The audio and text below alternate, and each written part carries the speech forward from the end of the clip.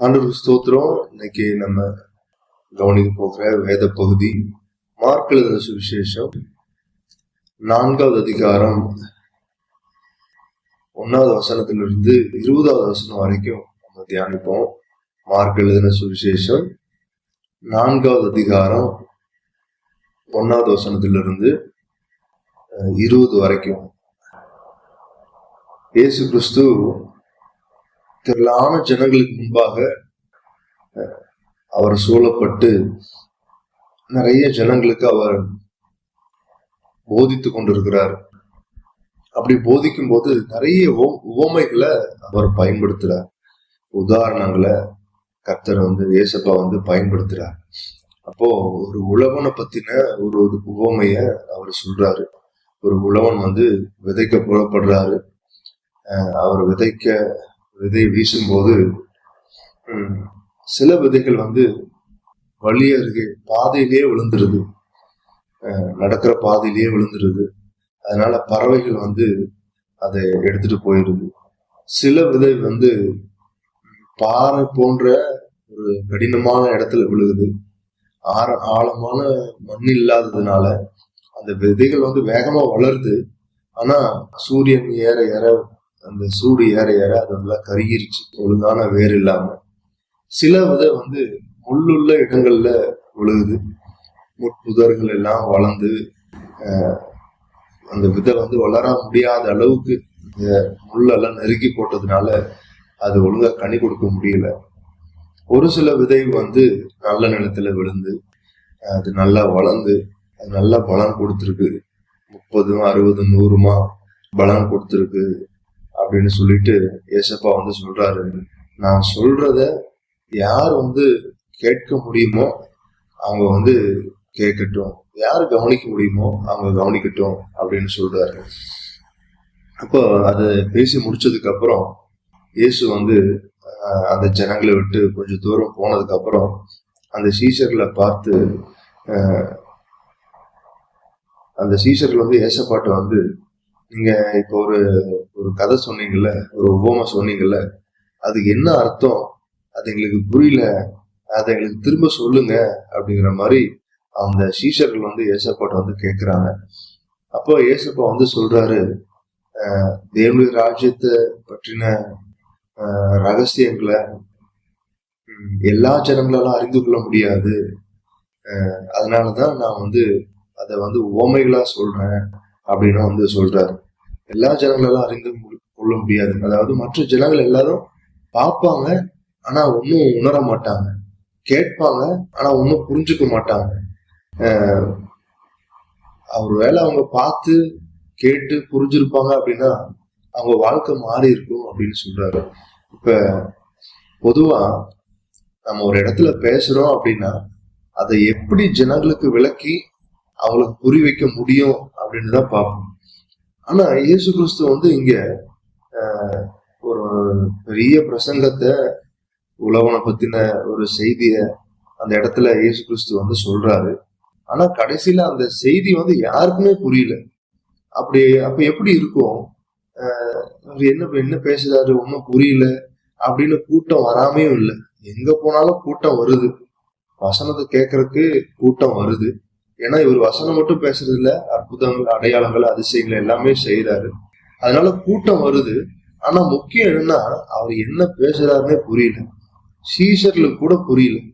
அப்ப இயேசு கிறிஸ்து சீஷர்களை பார்த்து சொல்றாரு, இந்த ஊமைய உங்களுக்கு புரிஞ்சு கொள்ள முடியல அப்படின்னா மற்ற ஊமைகள்லாம் நீங்க எப்படி புரிஞ்சுக்க போறீங்க?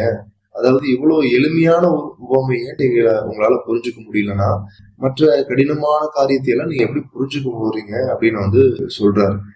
இப்போ சீஷர்களுக்கு ஏசப்பா விளக்கி காமிக்கிறார்.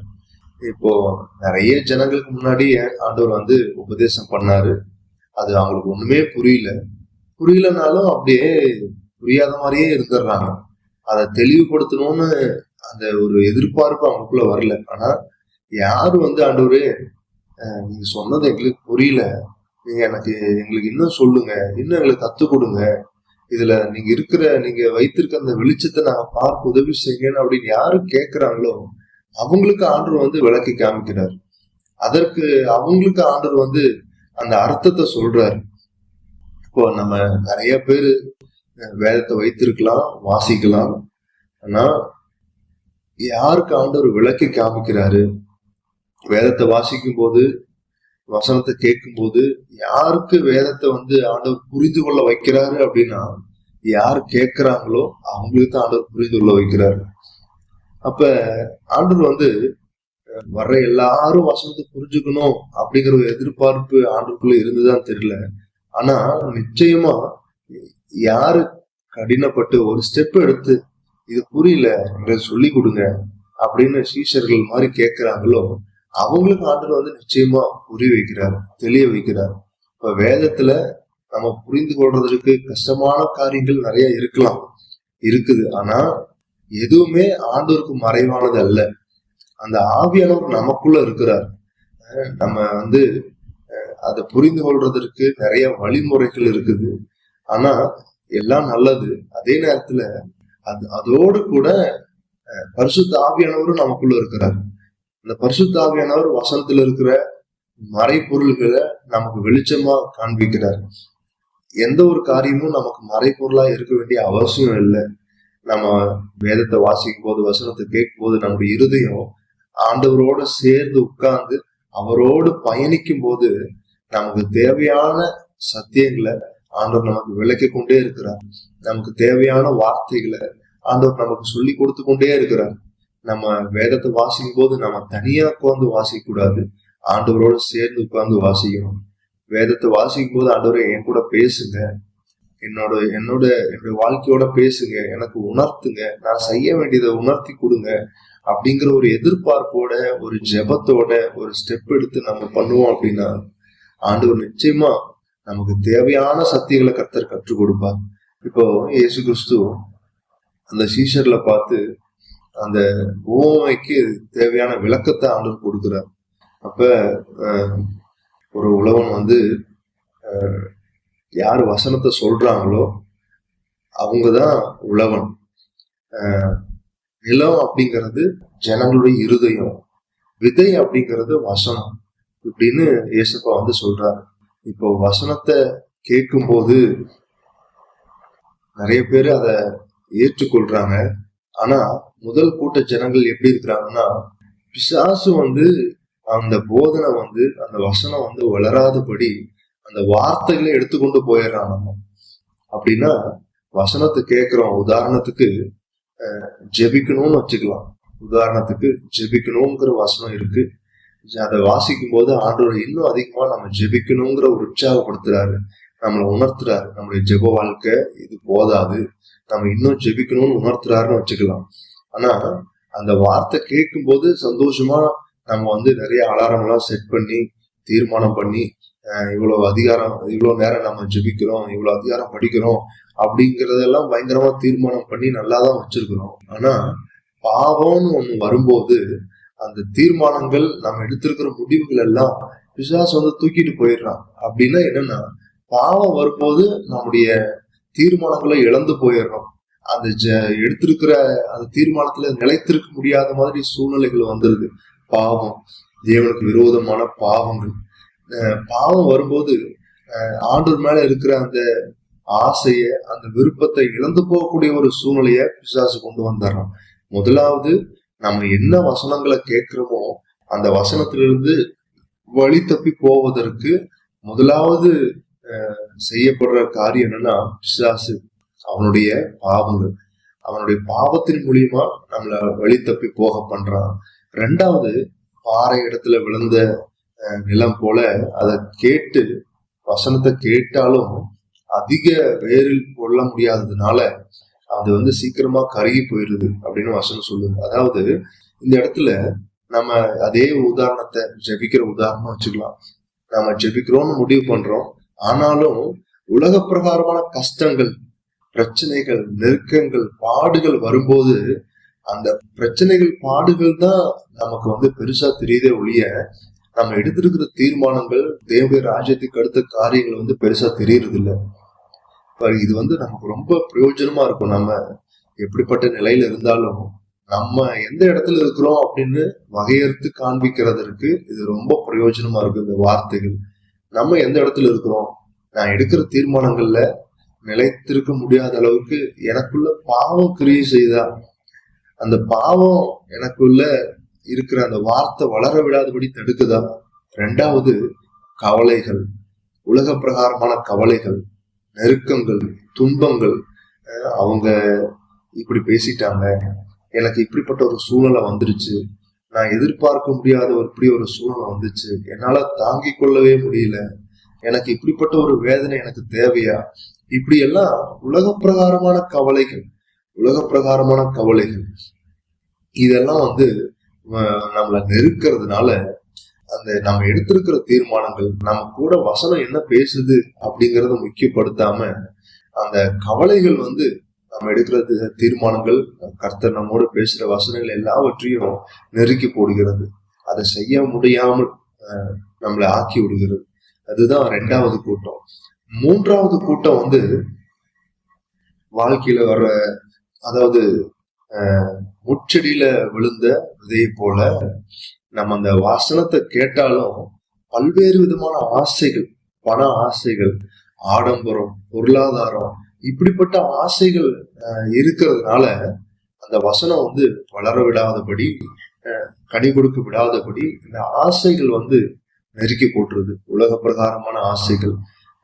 ஒருவேளை அதே உதாரணத்தை வச்சுக்கலாம். ஜெபிக்கணும் அப்படிங்கிற ஒரு விருப்பத்தை, அப்படிங்கிற ஒரு செய்தியை கர்த்தர் நமக்குள்ள உருவாக்கி இருப்பாரு அப்படின்னா, ஆனா அந்த உலக பிரகாரமான ஆசைகள், நான் இன்னும் சம்பாதிக்கிறதுல, பொருட்களை சேர்த்துறதுல, ஆடம்பரமான வாழ்க்கையில நம்முடைய ஆசைகள் இருக்கும்போது இந்த ஜெபத்துல ஒரு பெரிய ஒரு தாக்கத்தை ஏற்படுத்த முடியாது. அதாவது ஜெபிக்கலாம், ஆனா அதனால ஒரு பெரிய தாக்கத்தை ஏற்படுத்த முடியாது.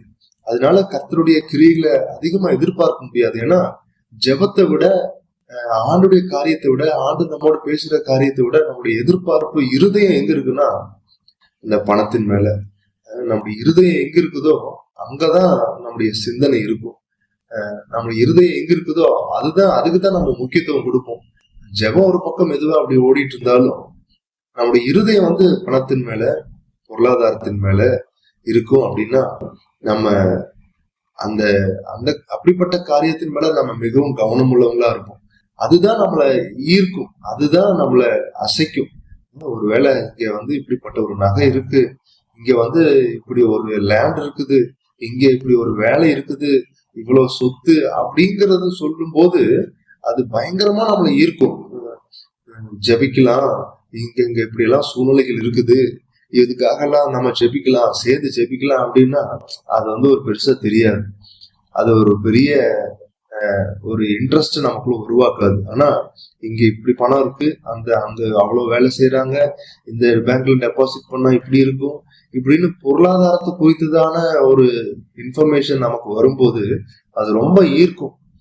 அப்படி நம்ம பொருளாதாரத்தினால அதெல்லாம் தவறு கிடையாது, நல்லதுதான். ஆனா வசனம் நம்ம கூட என்ன பேசுதோ அதற்கு இடம் கூடிய லெவல்ல அந்த பொருளாதாரங்கள் இருக்கணுமே ஒழிய, வசனத்துக்கு புறம்பா அல்லது வசனத்துக்குள்ள இருக்கிற அந்த காரியத்தை கீழ்ப்படிவதற்கு நம்மை மேற்கொள்ளுகிற விதத்துல அந்த பொருளாதாரத்து தேவைகள், ஆசைகள், விருப்பங்கள் இருக்கக்கூடாது. உலக பிரகாரமான காரியங்கள், உலக பிரகாரமான இச்சைகள், ஆசைகள், இப்படிப்பட்ட காரியங்கள் நம்மை மேற்கொள்ள விடக்கூடாது. இது மூன்றாவது கூட்டம். முதல் கூட்டம் நம்ம பார்த்தோம், பிசாசு அதை எடுத்து போடுறான். பிசாசு பாவத்தின் மூலியமா அதை எடுத்து போடுறான். நமக்கு தெரியாம ஏதோ ஒரு பாவத்தை கொடுத்து அந்த எடுத்து இருக்கிற வசனம் பேசுகிற காரியத்திலிருந்து நம்மை வழி விலகி போக வைக்கிறான். ரெண்டாவது, கஷ்டம், நெருக்கம், பாடுகள், இதிலிருந்து வழி விலகி போக வைக்கிறான். மூன்றாவது, ஆசைகள், விருப்பங்கள், பணத்தின் மேல, பொருளாதாரத்தின் மேல, ஆடம்பரத்தின் மேல, இப்படி அந்த அந்த பணத்தின் மேல இருக்கிற அந்த மயக்கங்கள், அது ஆண்டுக்குள்ள வேர் கொண்டு நிக்க விடாதபடி நம்மை தடுக்கிறது.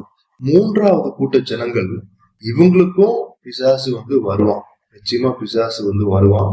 அதே மாதிரி பணத்தின் மேல இருக்கிற ஆசைகள் வரும், அந்த உலக பிரகாரமான கவலைகள் எல்லாம் வரும். ஆனாலும் இந்த கூட்ட ஜனங்கள் எல்லாத்தையும் மேற்கொள்கிற ஒரு கூட்டமா இருக்கிறாங்க.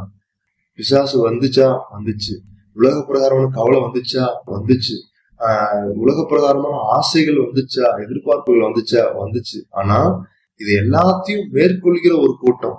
இந்த கூட்டம் என்ன பண்ணுச்சு? வசனத்தை கேட்டு 30, 60, 100 பலன் கொடுத்துச்சு. இந்த கூட்ட ஜனங்கள் நம்ம ஒவ்வொருவரையும் இப்படிப்பட்ட ஒரு கூட்டத்துல இருக்கும்படி தேவன் உதவி செய்வாராக. தேவன் நம்மை பலப்படுத்துவாராக. நம்ம சபையில பொதுவா சபையில இருக்கலாம், இல்ல வேற நம்ம எங்க இடத்துல இருந்தாலும் எல்லா ஜனங்களும் ஒரே லெவல்ல இருக்கணும், ஒரே நேர்கோட்டில் இருக்கணும். எல்லாரும் சரியா ஆராதனைக்கு வரணும், எல்லாரும் ஒழுங்கா ஜெபிக்கணும், எல்லாரும் ஊழியம் பண்ணணும், எல்லாரும் கர்த்தருக்குள்ள பிரியமா நடந்து கொள்ளணும் அப்படின்னு நம்ம எதிர்பார்க்கிறோம். ஆனா எதிர்பார்க்கறதுல கொஞ்சம் கொஞ்சம் நம்ம எதிர்பார்க்கறதுக்கு தகுந்த மாதிரி ஆண்டவர் நடத்துறாரு. ஆனா நிறைய பகுதி ஜனங்கள் அவங்க பாட்டுக்கு அப்படி இருக்கிற மாதிரி வசனம் சொல்லப்பட்டிருக்கிற உதாரணங்கள் போல கொஞ்சம் தான் நல்ல விதை கொடுக்குது, அதாவது நல்ல கனி கொடுக்குது. கொஞ்சம் விதைகள் தான் 30, 60, 100 பலன் கொடுக்குது. அப்ப ஒரு ஆரோக்கியமான சபை அப்படின்னா சபையில கிட்டத்தட்ட 20% ஜனங்கள் ஆண்டவருக்குள்ள சரியா ஊழியம் செய்வதற்கு அல்லது தலைவர்களா மாறுவதற்கு ஆயத்தமா இருப்பாங்க அப்படின்னா அது ஒரு ஆரோக்கியமான சபைன்னு சொல்றாங்க. 100 இல்ல, 60, 80 கிடையாது, 20 இருந்தாலே ஒரு ஆரோக்கியமான சபைன்னு சொல்றாங்க. அந்த லெவல் இப்போ வந்துருச்சு. இப்போ நம்ம கர்த்தர் நம்ம கொடுக்குற வார்த்தைகள், நம்மோட பேசுற காரியங்கள் எல்லாமே அந்த காரியத்தை குறித்துதான ஒரு செடியை வளர வைக்குது. அந்த காரியத்தை குறித்துதான ஒரு கனிய விடுவதற்கு அந்த செடி பிரயோஜனமா இருக்கு. நம்ம வாசிக்கிற வசனங்கள் எல்லாமே எல்லாமே எல்லாமே ஏதோ ஒரு காரியத்தை, ஏதோ ஒரு மாற்றத்தை நம்ம வாழ்க்கையில கொண்டு வருவதற்காக தான் கர்த்தர் வார்த்தையை கொடுத்திருக்கிறார். நம்ம எந்த ஒரு வார்த்தையும் எந்த ஒரு வசனத்தையும் அப்படியே படிச்சுட்டு போறதற்காக கர்த்தர் வார்த்தையை கொடுக்கல. ஒவ்வொரு வார்த்தையும் எனக்குள்ள கிரியை செய்யணும், ஒவ்வொரு வார்த்தையும் எனக்குள்ள ஒரு மாற்றத்தை கொண்டு வரணும். ஒவ்வொரு வார்த்தையும் அந்த வார்த்தையில என்ன சொல்லப்பட்டிருக்குதோ அது ஒரு விதை போல. அது பாக்குறதுக்கு ஒரு சின்ன விதை மாதிரி இருக்கலாம், ஆனா அது வளர்ந்து கனி கொடுத்து பறவைகள் அந்த மரத்துல உட்கார்ற அளவுக்கு அது பெரிய வல்லமையுடைய ஒரு வார்த்தை. தேவன் நம்ம கையில கொடுத்திருக்கிற ஒவ்வொரு வார்த்தையும் வல்லமையுடையது, அது வளர வைக்கக்கூடியது, அது மற்றவர்களுக்கு பிரயோஜனத்தை கொடுக்கக்கூடிய ஒரு வார்த்தை. நம்ம வார்த்தையை வாசிக்கும் போது அந்த வார்த்தை நமக்குள்ள ஒரு மரத்தை உருவாக்குறதுக்கான வல்லமை, ஒரு கனிகளை கொடுக்கக்கூடிய ஒரு வல்லமை அந்த வார்த்தைக்குள்ள இருக்கு. அப்ப இந்த வார்த்தை எதை சார்ந்து இருக்குது அப்படின்னா நம்முடைய இருதயத்தை சார்ந்து இருக்கு. நிறைய பேர் இந்த சபையில இருக்கலாம், நம்ம சுற்றி நிறைய பேர் இருக்கலாம். நம்முடைய இருதயம் எப்படி இருக்குதோ அந்த இருதயத்தை பொறுத்துதான் வார்த்தை வளருது. வார்த்தை வல்லமையான வார்த்தையா இருந்தாலும் எல்லா இருதயத்திலயும் கனி கொடுக்கறது இல்ல. எந்த இருதயம் நல்ல இருதயமா இருக்குதோ அந்த இருதயத்துல தான் கனி கொடுக்குது. எந்த இருதயம் தேவன் ஆயத்தப்படுத்தி வைத்திருக்கிற ஒரு வளமான இருதயமா இருக்குதோ அந்த இருதயத்துலதான் கனி கொடுக்குது. நம்ம ஒவ்வொருவரையும் ஆண்டவருக்குள்ள ஆண்டவர் கொடுக்கிற வார்த்தைகள் மூலியமா, ஆண்டவர் பேசுகிற காரியங்கள் மூலியமா பிசாசு எந்த விதத்திலையும் நமக்குள்ள இருக்கிற தரிசனத்தை எடுத்து கூடாதபடி, உலக பிரகாரமான கஷ்டங்களோ உலக பிரகாரமான நெருக்கங்களோ நமக்குள்ள இருக்கிற தரிசனத்தை எடுத்து கூடாதபடி, வேற எந்த விதமான ஆசைகள், விருப்பங்கள், இச்சைகள் எதுவுமே ஆண்டவர் கொடுத்திருக்கிற தரிசனத்தை இழந்து போகாதபடி, எடுத்து போடாதபடிக்கு கர்த்தருக்குள்ள ஒரு நல்ல இருதயத்திற்கு சொந்தக்காரர்களாய், நல்ல ஒரு நிலங்களாய், கர்த்தருடைய வார்த்தைய வளர பண்ணுகிற ஒரு கூட்டமாய் தேவன் நம்ம ஒவ்வொருவரையும் மாற்றி கர்த்தருக்குள் நிலைநிற்க பண்ணுவாராக. அவருக்குள்ள இருக்கிற அபிஷேகத்துல, அவருக்குள்ள இருக்கிற தரிசனத்துல நிலைத்திருக்கிற ஒரு கூட்டமா தேவன் நம்மை மாற்றுவாராக. இன்னைக்கு ஆண்டவராக இயேசு கிறிஸ்து எவ்வளவு தீவிரமா செயல்படுகிறாரோ அது போலவே பிசாசானவன் ரொம்ப தீவிரமா செயல்படுறான். தரிசனத்திலிருந்து ஜனங்களை எப்படி கீழே விழ வைக்க முடியும், அபிஷேகத்திலிருந்து எப்படி கீழே தள்ள முடியும், ஆண்டவருக்கு செயல்படாத கூட்டமா எப்படி மாற்ற முடியும் அப்படின்னு பிசாசன் தீவிரமா செயல்பட்டு கொண்டிருக்கிறான். நம்ம ஒவ்வொருவரும் மிகுந்த ஜாக்கிரதையோட மிகுந்த கவனத்தோட கர்த்தருக்காய் எழும்பி பிரகாசிக்கிற ஒரு கூட்டமா, தேவன் விரும்புகிற காரியத்தை செயல்படுத்துகிற ஒரு கூட்டமா, நல்ல நிலங்களை உடைய ஒரு கூட்டமா இருப்பதற்கு தேவன் தாமே நம்மை பலப்படுத்துவாராக. எல்லா துதி கன மகிமையும் ஆண்டவருக்குரியது. கர்த்தர் நம்ம மேல வைத்திருக்கிற எதிர்பார்ப்பு உண்மையானது, அது சத்தியமானது. ஒவ்வொரு முறை கர்த்தருடைய வசனத்தை படிக்கும் போதும் அது வெறும் வார்த்தை அல்ல, அது ஜீவனுள்ள காரியம். அது ஒரு செடிய முளைப்பிக்கக்கூடிய ஒரு வல்லமையுடையது, ஒரு மரத்தை முளைப்பிக்கக்கூடிய ஒரு வல்லமையுடையது. ஒவ்வொரு முறை வார்த்தையை வாசிக்கும் போது கர்த்தர் நம்மோடு பேசுகிறார், இடைப்படுகிறார், நம்மை மாற்றுகிறார், ஒவ்வொரு நாளும் மாற்றுகிறார். அவருடைய விருப்பத்திற்கேற்ப தேவன் நம்மை மாற்றிக்கொண்டே இருக்கிறார். அந்த வார்த்தை நம்ம ஒவ்வொருவரோடும் பேசட்டும், இடைப்படட்டும். எந்த விதமான காரியங்களும் நம்மை அந்த வார்த்தையிலிருந்து வெளிவந்து விடாதபடி, அந்த வார்த்தையை நமக்குள்ள இருந்து வெளியே எடுத்து விடாதபடி கர்த்தருக்குள்ள நிலைத்திருந்து அவருக்காய் கனி கொடுக்கிற ஒரு கூட்டமாய் தேவன் நம்மை மாற்றுவாராக. இந்த வார்த்தையின் மூலியமாய் கர்த்தர் தாமே நம்மோடு பேசுவதற்காக ஸ்தோத்திரம். தொடர்ந்து இந்த வார்த்தைகள் நமக்குள்ள கிரியை செய்யட்டும்.